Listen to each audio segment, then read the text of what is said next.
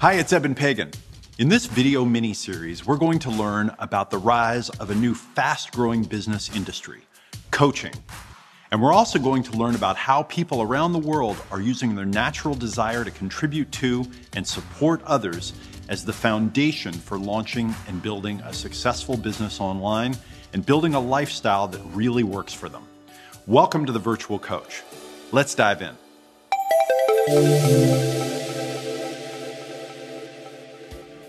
You probably know a coach or someone who's gotten coaching. You likely even use coaches, or you might even be a coach yourself. But what is it that a coach actually does? And why are coaches becoming so successful now? Well, it turns out that coaches do something very valuable and very important, and something that's getting more valuable and more important by the day. And coaching, it's not just for sports anymore. Although the fact that most people think of sports when they think of coaching, it shows the roots of coaching, right? The roots of coaching are in performance, success, and achievement.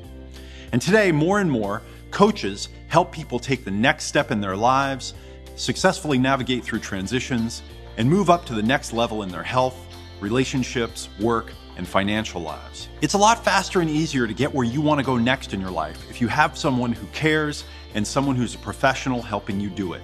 It's that simple. Think about it. Let's say you want to lose 20 pounds. Okay, you have two choices. You can do it yourself, or you can work with a supportive professional who will collaborate with you on the best way to do it for your lifestyle, then invest high quality time and attention making sure that you're prepared mentally, emotionally, physically to do it, and then gently hold you accountable to make sure that you stick to your food and exercise plan each week until you hit your ideal target weight. Okay, is there even a question about which is better? Or let's say you're at a point in your life where you're ready to find a romantic partner. You could do it on your own, or again, you could work with a supportive professional partner who will help you prepare on all levels, will help you put yourself out there emotionally, and someone who will believe in you as you seek to find the most important relationship of your life. Which one is going to be better? And which one is probably going to work better? Or maybe it's time for you to go to the next level in your work or your career, or maybe you want to launch a new business. All right, you could figure it out all by yourself, or again, you could invest in working with a coach who can guide you through deciding what you really want for yourself and for your life, setting a vision, setting goals, who you can really feel a supportive partnership with, helping you take action, helping you take the steps that you need to take, and take the risks that you need to take. Okay, again, no question, working with the coach is going to be better. And the reason why coaching is so powerful and becoming so popular right now is that we're all in the middle of more and more transitions in our lives. Okay, personal transitions with our health, with our relationships, with our families, with our work, with our businesses, with our hobbies, with our philanthropic work, with our spiritual lives.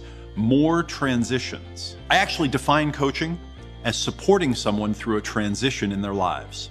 Okay, and this is the essence of what coaches do. Take a look at a quote from this article. Today, the average person changes jobs 10 to 15 times. Many workers spend 5 years or less in every job, so they devote more time and energy transitioning from one job to another. We live more complex lives now, and we need more support through each of the key transitions in each of the important areas. That's why coaching is so important. It's so in demand, and it's such a key long-term growth trend. It's valuable to have support through a key transition in your life, and we're willing to pay for it. So, what does a transition feel like? We've all been there. Let me tell you a story about when I had to start over in my own life. I grew up in the backwoods of Oregon to hippie parents. I dropped out of high school. I went to a local community college for a couple of years. I dropped out of my local college to go on tour with a rock band. Okay, I had different types of manual labor jobs. I never made more than $10 an hour until I was in my mid-20s. Then, again, when I was in my mid-20s, I finally got a great job. And I started making money that was good enough. I could move out of Oregon. I moved to California. I got a little apartment. I got a nice car. And as luck would have it, this dream job that I had lasted only a few months more. Okay, a new owner of the company didn't like me, so I wound up having to leave, and I had to start over. And I was in a new city. I was in a completely new place. I didn't know anyone. I didn't have any friends. To make ends meet, I started a business doing consulting and coaching. Now, I actually thought that I was starting a consulting business, okay, because I was doing marketing consulting. But it wound up that that business was doing about half coaching. I had originally thought that business owners only wanted business results, but it turned out that they wanted to take new steps in their lives even more. Okay, and they needed support doing it. Now, what was great is when I started this business, I charged $200 to $300 per hour right out of the gate. And by working with people who needed the exact type of support that I offered and the kind of help that I offered, I was able to get back on my feet quickly. And I learned something else that's very important. There are always people who are willing to invest a lot to get to the next level in their lives and in their businesses. Now, since then, coaching has become an integral part of everything that I do in my business and in my life.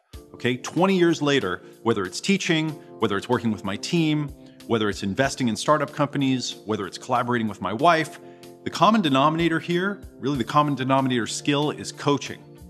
People want to grow. They want to get to the next level. And in order to accelerate their progress, they seek out the special kind of support called coaching. My wife, she had a fancy corporate gig making great money. She traveled around and lived in different parts of the world.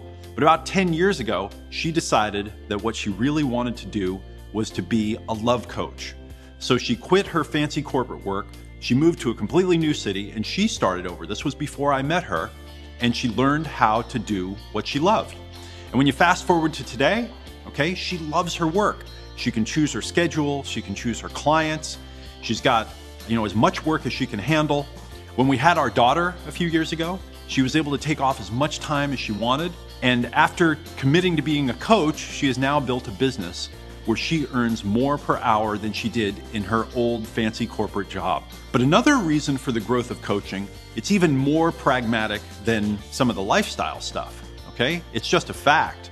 Winners have coaches. Leaders have coaches. High performers have coaches. Successful people have coaches. If you just look at people who have achieved high levels of success in life, who are just super productive, you find this common pattern. They have great coaches. I read a story a few years ago about how Tiger Woods, okay, there was a period in his career where he needed to go to the next level and he needed to change his golf swing.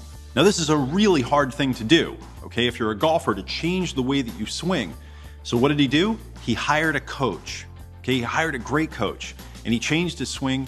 He came back stronger and he dominated the field of golf. Here's a quote: "I absolutely believe that people, unless coached, never reach their maximum capabilities." This is from the CEO of Home Depot and then the CEO of Chrysler. And already an estimated 1/3 of Fortune 500 companies use coaches for their executives and their teams. And here's another snippet from a past article in the Harvard Business Review on the value of coaching. It estimates that these companies who are hiring coaches for their teams are paying an average of $500 for these more specialized business and